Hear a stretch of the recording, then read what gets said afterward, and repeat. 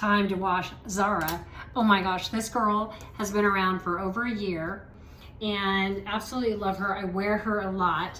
I wear her to golf. I also wear her just out when I want long straight hair.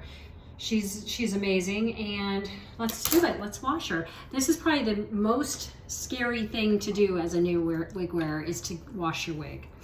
And a lot of people ask me, how do you know when it's time to wash your wig? You'll know.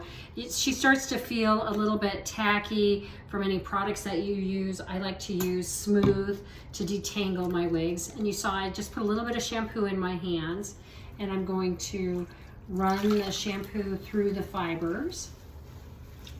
You can see how we do that. All the way down here.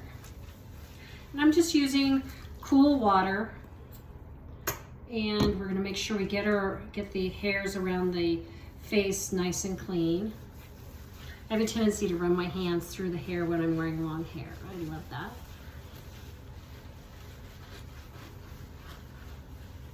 And the smog, believe it or not, does affect the hair. It just, you can feel I live in California, Southern California, and the hair gets kind of dull, I think, with the smog and the air pollution.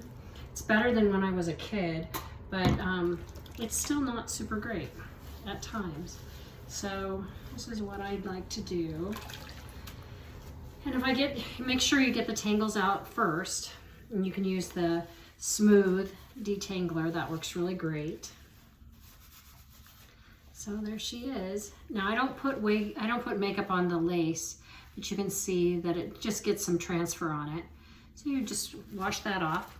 Now what I'll do is kind of soak and run this through some clean water. So we'll just kind of go a couple of times. But this is just like washing hand washables. So just kind of gently massage the fibers and the hair. And I'll show you how she comes out.